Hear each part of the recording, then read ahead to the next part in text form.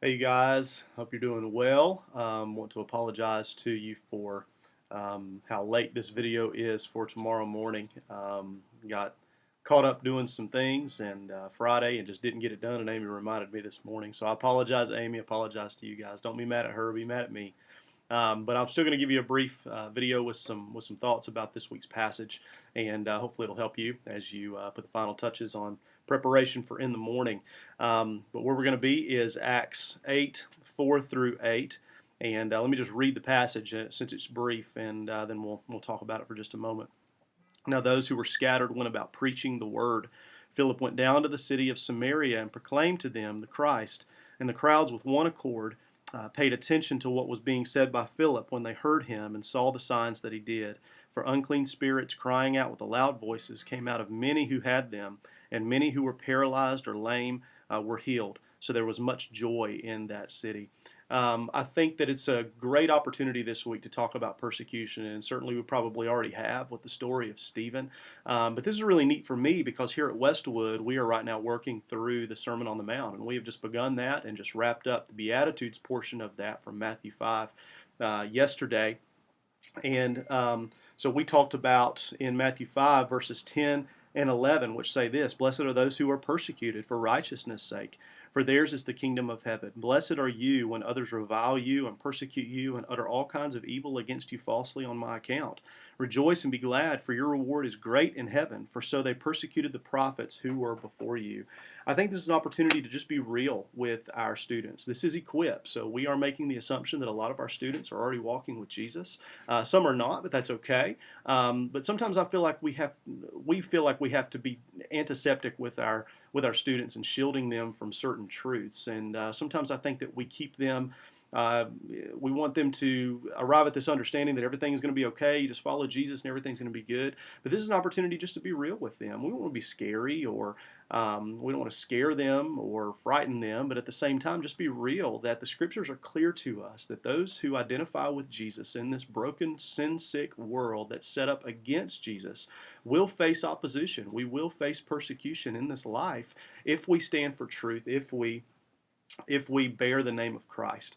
And certainly that was the case in the early church here in Acts, and certainly it's the case for us today, and we see that.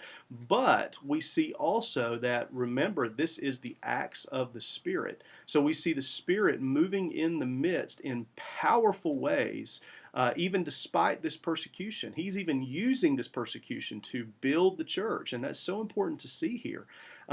It says that now those who were scattered went about preaching the word. In the face of persecution, everybody doesn't run and hide. Everybody goes and is bold in preaching the word. That's the byproduct of the Spirit within them. Without the Spirit, we see the disciples on the night that Jesus is crucified lock themselves up into a room and hide out of fear of what's going to happen. Here, the Spirit has come, persecution comes to the church, and it presses the people out, and they begin to preach boldly. Not only that, but we look at verse 8. So there was much joy in that city. Even despite persecution, people are preaching the good news of the gospel, and the word is not being returned void. People are still embracing Christ, and there's much joy because the gospel is going forth and bearing fruit in the city. And what we need to do is we need to tie this to the very purpose of Acts, the purpose statement of Acts. If you look back at Acts 1:8, what is the thesis of this book of Acts? What is the purpose statement? What are we going to see happen as the pages unfold in this book? It says, "But you will receive power when the Holy Spirit has come upon you, and you will be my witnesses where? In Jerusalem, and in all Judea, and Samaria, and to the end of the earth." And this is the neatest aspect of how the Spirit is working here, because up until this point, the church is only being built in Jerusalem. It's only being built in Jerusalem. And that's okay because we trust in God's sovereignty, we trust in His timing. But what does God use to make the church scatter? In this very first verse, verse 4 here, He uses persecution. He uses the death of Stephen. So even in that, God is working all things to the good of those who love Him and are called according to His purpose. It's in this persecution that people are looking to Him, they're becoming more dependent on Him, but also that the Spirit is overcoming them and being bold and preaching the Word. And what do we see happen as a byproduct? Philip went down to the city of Samaria and proclaimed to them the Christ. It says that they are going out to from Jerusalem to Judea to Samaria, and then we will see in the conversion of Saul in a couple of weeks to the ends of the earth. So God is using this persecution to grow His church and do exactly what He said He was going to do in the thesis of this book, Acts 1:8. So I'm praying for you this week as we talk to our students. We can let them know that two things are sure. Number one, persecution is going to come.